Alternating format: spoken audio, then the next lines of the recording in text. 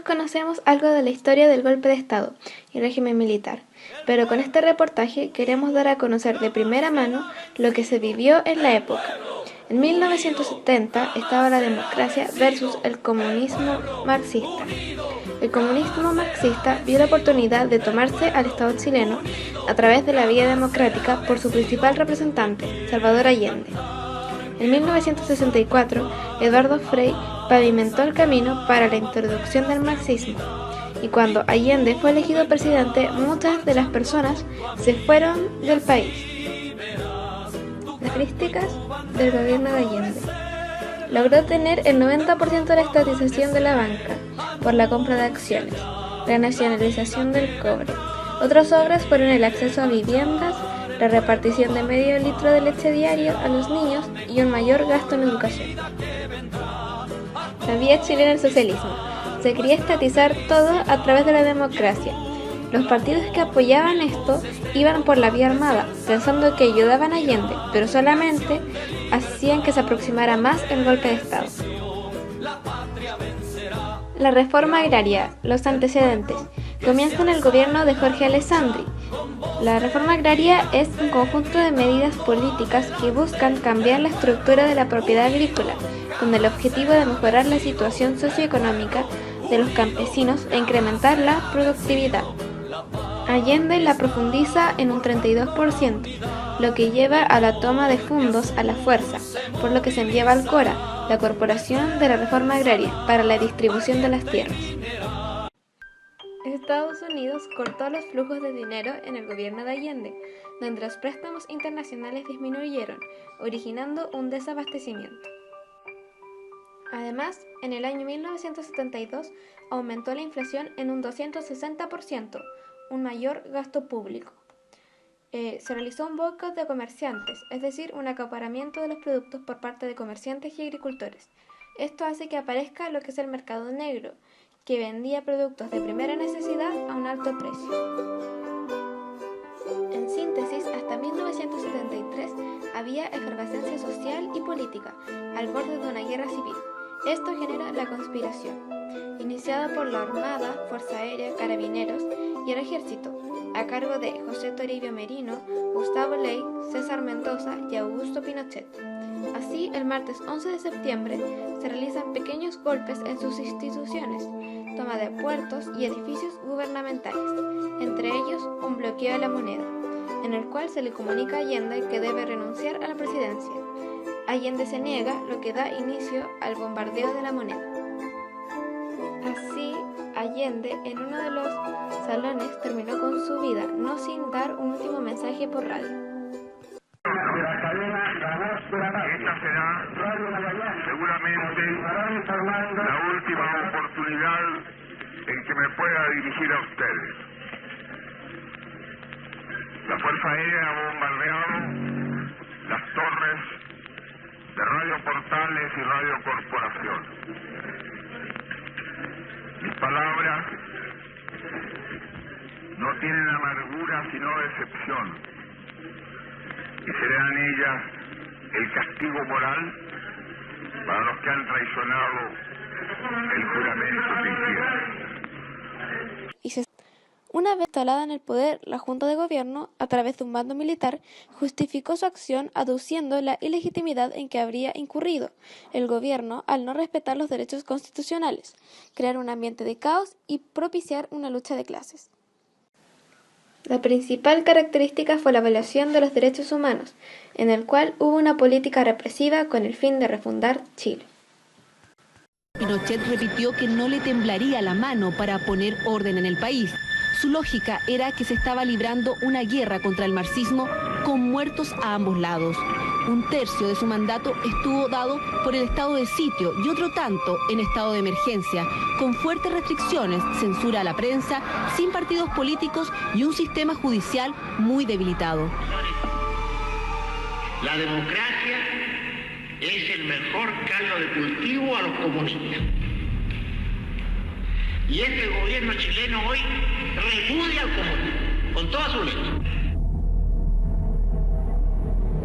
Al interior del país, Pinochet mantuvo control absoluto de la información, pero no pudo con el resto del mundo, que gritaba a voces las violaciones a los derechos humanos en su gobierno. Estas imágenes de personas asesinadas y lanzadas al río Mapocho fueron las primeras de una serie de informaciones que lo apuntaban como un cruel dictador que aniquilaba a sus oponentes. Tímidamente, los familiares de los detenidos comenzaron a protestar por la falta de información que tenían de sus familiares desaparecidos, detenidos o muertos. Entonces meten también la parte de derechos humanos, que no se puede tener a nadie si acaso no se avisa al abogado. De que si acaso nosotros avisamos, tomamos preso a un José González, a la hora todo lo que tenía montado el don José González desaparece, pues. Ejerciendo un poder sin contrapesos, Pinochet creó la DINA, un organismo de inteligencia dependiente de la Junta de Gobierno a cargo de Manuel Contreras, para combatir fundamentalmente al Partido Comunista, Socialista y al MIR en los primeros 4 años de gobierno militar. Con atribuciones amplias, operó en centros de detención abiertos y clandestinos, utilizó la tortura como método y hubo desapariciones y muertes de detenidos a su cargo. El general Pinochet invariablemente se declaró no responsable de estos hechos. Él siempre dijo que en Chile no se movía una hoja sin que él no lo supiera. ¿Él sabía de toda la actividad de la DINA? Él sabía de todo lo que yo le informaba, de lo que la DINA hacía. ¿Y qué le informaba usted a él? Todo lo que la DINA hacía. Absolutamente todo. Por supuesto. Yo nunca una orden de asesinato, ni una orden de matar a alguien. No le he dado la orden, y lo he hecho. A nadie. Él cuando dice eso está mintiendo. Pinochet se declaraba católico, practicante y de misa dominical. Sin embargo, tuvo serios desencuentros con la jerarquía de la Iglesia Católica, personificada en el cardenal Silva Enríquez, por las violaciones a los derechos humanos. Una de las razones en la cual yo asumí el movimiento del 11 fue esa, por ser cristiano. Y me ha salido bastante difícil porque la Iglesia no está conforme con eso. Es decir, Es decir, que la Iglesia considera que yo soy muy duro. En público y en privado dejaba ver su molestia porque la Vicaría de la Solidaridad defendía abiertamente la causa de los detenidos desaparecidos. En el contexto del golpe militar hubo una política sistemática de detenciones llevada a cabo por la Junta de Gobierno a los participantes de la UP y también a personas opresoras al régimen a través de detenciones, torturas y ejecuciones. Para ello, esto estaba dentro de la refundación de Chile. Voy a hacer unas preguntas sobre el golpe de Estado del 73 para ver cómo fue su perspectiva ante estos hechos. Primero, ¿qué edad tenía cuando sucedió el golpe? 19 años. ¿Su familia fue beneficiada o afectada por las políticas públicas impulsadas durante el gobierno de Salvador Allende? Yo diría que como todo el mundo afectado. ¿Por qué? Bueno, porque fue un gobierno que en principio partió con muy buenas intenciones, eso pienso yo, pero después trajo el caos al país generando situaciones que afectaron prácticamente a un 80% de la población chilena, razón por la cual llegamos al golpe de Estado. ¿Qué se encontraba haciendo el 11 de septiembre de 1973 y qué impacto tuvo en usted lo ocurrido? Me encontraba estudiando ingeniería comercial en la Universidad de Concepción. Impactó mucho, primero que previamente al golpe nuestras clases fueron suspendidas innumerables veces, producto de que, como tú sabrás, la Universidad de Concepción fue la cuna del MIR, un movimiento de izquierda revolucionario que nos complicó muchas veces el programa de estudio en términos de que había que suspender clases. Y definitivamente terminé perdiendo un semestre, ya que la Universidad de Concepción, como tú sabrás, suspendió un semestre después del golpe. ¿Vivió o fue testigo de las represiones y maltratos efectuados por el gobierno militar a la ciudadanía? No las viví ni fui testigo, pero te puedo decir que en ese momento no me percaté ni pensé que existían esas represiones de ese tipo, fundamentalmente porque yo viví en el área, siempre en el área contraria del gobierno. Pero hoy en día me doy cuenta de que sí, muchas de ellas fueron reales, y obviamente, como todo el mundo, estoy absolutamente en desacuerdo con eso.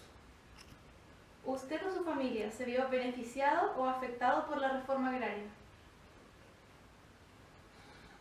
Mi familia directa no, ya que no pertenecíamos al rubro de la agricultura, pero familiar indirecto obviamente que sí. Última pregunta. ¿Cree usted que el fin justifica los medios en el contexto de la violación a los derechos humanos? Sin lugar a duda que no. La frase "el fin justifica los medios" me parece que está muy ligada a un área de la cual yo discrepo profundamente, un área política me refiero, con respecto a la pregunta en sí mismo. Bajo ninguna circunstancia podríamos utilizar y pensar que el fin justifica los medios. Me interesaría agregar algo a la pregunta antepenúltima. Yo te dije que la reforma agraria no había tenido éxito en nuestro país, pero se me quedó en el tintero que habría sido importantísimo para lograr una reforma agraria que hubiese habido una preparación previa a la gente. Porque tú no puedes hacer una reforma agraria si no educa a la gente que va a ser beneficiada con esto. La mejor prueba es que a estas alturas del tiempo no existe ninguna persona que haya sido beneficiada, que haya recibido terrenos, permanezca en su poder. Esa es la respuesta más clara que te sintetiza que la gente que recibió esto no estaba capacitada desde ningún punto de vista. Muchas gracias por la entrevista. No, no tienes por qué.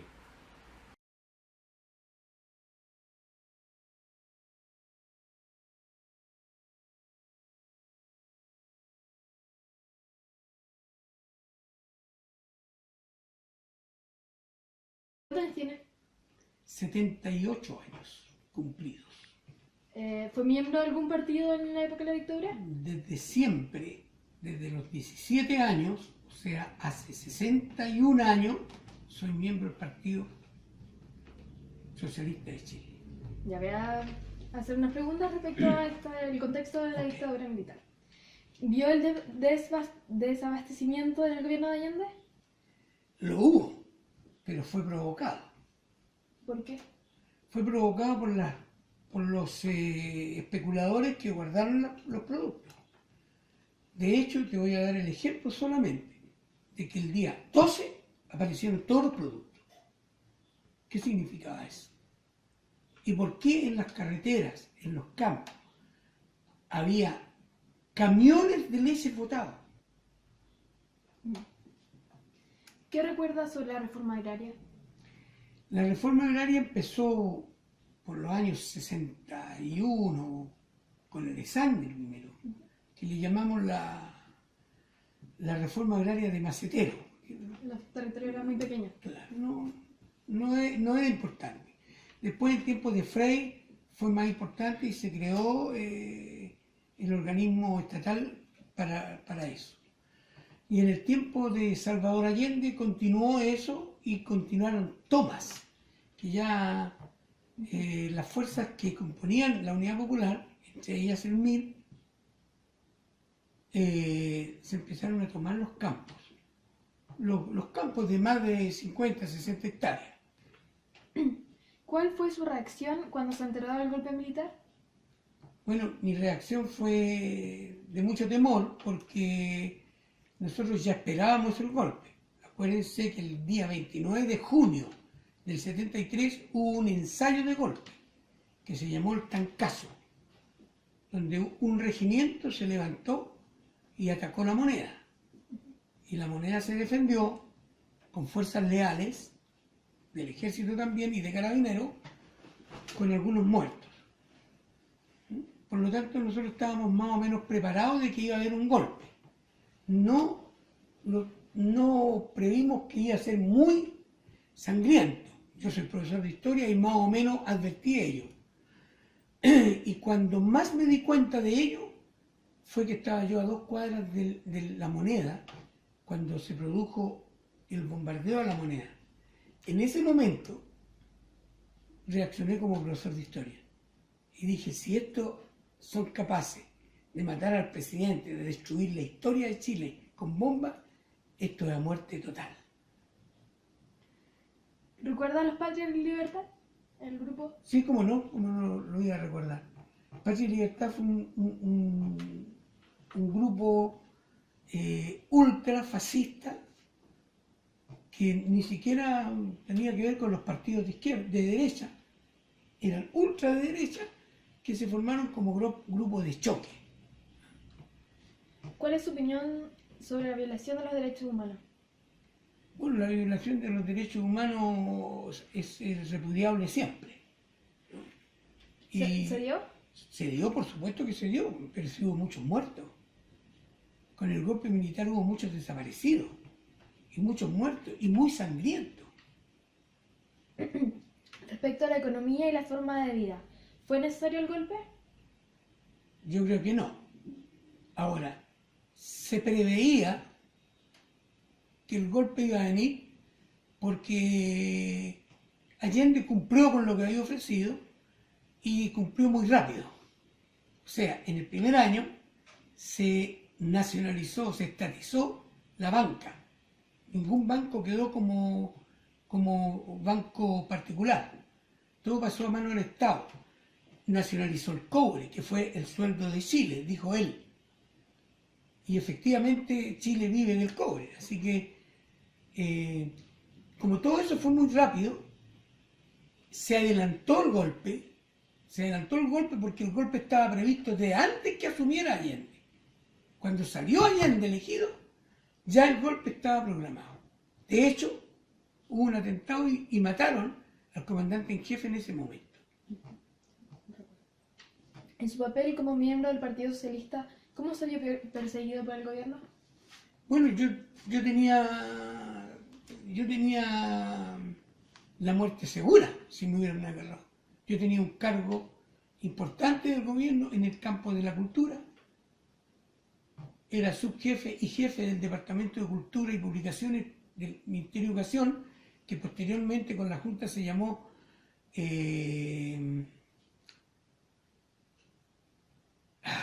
¿cómo se llama el nombre?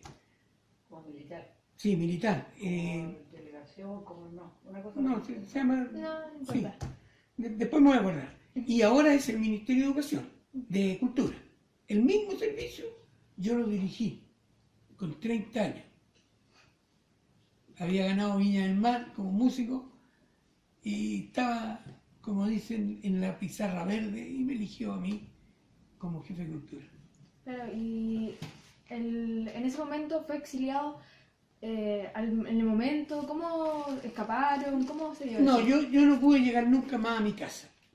Mi señora se quedó en la casa con unas hijas, incluso tuvieron que irse después a donde mi madre, a la casa de mi madre, y yo tuve que entrar a la clandestinidad inmediatamente, esconderme inmediatamente y tratar de salir rápido. Yo lo que supe es que usted volvió en algún momento a Chile. ¿Cómo se dio eso? No, pero eso se dio muchos años después, se dio 12 años después, el 83. Cuando empezaron las protestas, yo entré por compromiso con mi partido y por compromiso con mi país. Vine a hacer resistencia a la Junta Militar, al gobierno fascista. Ya. Con mi música. Con la música. ¿Cómo vivieron el desabastecimiento del gobierno de Allende? Cuando lo de los productos, lo de las filas, ¿cómo lo habían vivido? Mal, pues. ¿Por qué? ¿Qué fue lo que vivieron? Está ahí, por la palabra lo dicen, desabastecimiento, no se encontraban las cosas de alimentos, muy pocas. Y teníamos que hacer filas demasiado largas para poder comprar lo que necesitábamos, por ejemplo, el azúcar, o la hierba, el café, el pan, todo, filas aparte, siempre. Esas eran las consecuencias que teníamos que hacer, y a veces con los tiempos malos, y se compraba solamente para el día porque tampoco lo vendían en abundancia. Por ejemplo, uno que quiera comprar 2 kilos de azúcar o 3 kilos de azúcar Daban para de a un mandar, kilo. daban de a 1 kilo nada más. Y había mercado negro. ¿Compraban en el mercado negro? Exactamente. También. Ahí hay que comprar, porque si no... Sí. Ahí se conseguían los productos. También. Bueno, tú tenías una clienta que Tenía un almacén. tenía almacén, entonces él, como trabajaba en la carne, le pagaba. Intercambiábamos los productos. Eso. Ella me da cosas de gastar, por ejemplo, el café, el azúcar, el fideo, todo, y yo le daba carne. Claro. Porque eso. tampoco había desabastecimiento de carne. Porque también era lo justo que tenían que vender la carne. Claro, exacto. No que lo lleve una sola persona. No, exacto. Igual En había abundancia. filas para yo poder entregar carne. Me obligaban con carabineros, me obligaban las filas de las famosas juntas de vecinos, la JAP. Entonces esto se metía para usar como a mí me entregaban, como yo era comerciante, me entregaban medio animal, o sea, 100 kilos de carne, y había filas de 100 personas. Entonces había que entregarle a medio kilo, de 1 kilo, de 1 kilo. Y a los clientes que uno que tenía no le podían vender nada por culpa de la gente que los mercados negros, la misma gente del gobierno compraba y ellos vendían aparte. Eso fue lo que pasó en esa época. ¿Recuerda sobre la reforma agraria? ¿Conoce a alguien que haya sido afectado o beneficiado? Y mucha gente fue, los grandes, los ricos fueron afectados, porque a estos les quitaron terreno para darle a las personas, y en su mismo fondo les dieron las cuotas, dieron 10 o 20 o 30 personas que trabajadores, entonces le daban de a 30, 50 hectáreas a cada uno, y le daban más o menos una yunta de bueyes, le daban una vaca, le daban ganado. Entonces los repartieron, pero la gente ya vaya pasando el tiempo, entonces nos encontraron. Cuando pasó un mes, llegó el mes, ellos estaban acostumbrados a recibir el sueldo. Pasó el mes que se encontraron que no tenían nada. ¿Por qué? Porque no trabajaron. Al recibir las cosas, todos tan contentos estaban que no trabajaban, creían que todo le iba a llegar de los altos cielos, pero no es así. Entonces ya llegó el mes, llegó el segundo mes, nos encontraron obligados a entrar a vender las cosas. Tuvieron que vender el ganado para poder comer, para entrar a su familia. Entonces después llegó el segundo mes, hicieron lo mismo. Total, que llegó hasta que llegó un momento que no tenían nada, que tuvieron que vender hasta sus tierras. ¿Por qué? Porque acostumbraban a la gente a no trabajar, porque así se hicieron los sindicatos cuando hay un nuevo gobierno que todo quiere que todos seamos iguales, y no puede ser, porque el que no trabaja no come, y el que trabaja tiene que comer. Entonces, como patrón, les daba todo, les pagaba lo que hacían, pero ellos querían más. Eso es lo que pasó. Por eso es que según los gobiernos, las políticas son muy buenas y muy malas. Eso sería de la reforma que recordamos nosotros. Les voy a hacer unas preguntas sobre el golpe de Estado para ver qué repercusiones trajo en las personas de aquella época. Rocío es la hija de Cristina, que va a hablar por ella en algunas ocasiones porque no recuerda mucho de qué edad tenía usted durante esta dictadura militar. 44 años. ¿Qué opina usted sobre el golpe de Estado y los militares de la época? La verdad es que yo estoy de acuerdo con ellos, porque en la época de Allende fue todo muy raro, pasaban muchas cosas. Pero doy gracias a Dios que vinieron los militares, se vivió tranquila, vivimos en paz, ningún problema. Ya. ¿Cómo vivió usted la crisis económica de aquella época, hablando del desabastecimiento del país? Pésimo. No había nada que comer, había inmensas colas, la gente esperaba, porque se peleaban había plata, cosas. pero no había que comprar, no habían artículos de aseo. Claro. Por lo que me contaban mis papás, no había nada que comprar, había plata, pero no había nada que comprar. Había filas, porque incluso las noticias todavía muestran colas, filas para gente que comprar una pasta de dientes, un jabón. ¿Qué opina usted de las violaciones a los derechos humanos llevadas a cabo en esta época por parte de los militares? Los derechos humanos, ¿qué puedo decir? Tu hija, ¿qué puedes decir? Yo no... Por lo que me han contado y todo lo que se ha estudiado, todo lo que se ha dicho, una cosa fue el golpe de Estado, que se tomaron el poder para ordenar el país y todo, pero no se justifica bajo ningún medio las torturas, las detenciones, las muertes, porque el medio no justifica el fin. Hasta el día de hoy hay detenidos desaparecidos, se llevan en barco a la gente, las tiraban no sé a dónde. En las islas. Parecía película de terror por lo que me han contado, insisto, yo no lo viví y debe haber sido terrible. Pero no, eso no se justifica. También es cierto que era un mal necesario, pero los medios no fueron los idóneos. ¿Tiene usted o conoció a alguien que haya sufrido estos abusos? No conozco a nadie. ¿Tú? No. Lo que pasa es que la gente que no se metía en el tema, sencillamente no Claro. le pasaba nada, pero no hay nadie cercano, pero siempre se sabe que el amigo de la tía y del primo, siempre hay alguien. Claro. Dentro de los más grandes centros de detención encontramos al Estadio Nacional y el Estadio de Chile, donde el reconocido cantautor Víctor Jara fue tomado en la Universidad de Santiago de Chile, donde es golpeado y torturado. Luego lo llevan al Estadio Nacional, donde siguió siendo torturado. Luego de esto fue arrojado a una línea ferroviaria. Las regiones y provincias también sufrieron repercusiones, como la toma de presos a autoridades. En nuestra ciudad Chillán también hubieron centros de detención, como la Tenencia de Carretera Ñuble, Cárcel de Chillán, Cárcel de Mujeres del Buen Pastor, la Segunda Comisaría de Chillán y los retenes de Avenida España, Avenida Guambalí y Población Sañartu, mientras que los principales centros de tortura fueron el Cuartel de Investigaciones de Chillán, el Regimiento de Infantería número 9 de Chillán y el Campo Militar de Entrenamiento Fundo Quilmo. Augusto Pinochet crea una operación de extirpación marxista, llamada la Caravana de la Muerte, para profundizar las detenciones y ejecuciones en provincias. El encargado de esto fue Sergio Arellano Starr. La DINA, por sus siglas, Dirección de Inteligencia Nacional, creada en 1974 como una entidad autónoma dirigida por el general Manuel Contreras. Este organismo extendió su actividad a todo el país con una vasta red de centros de detención y tortura.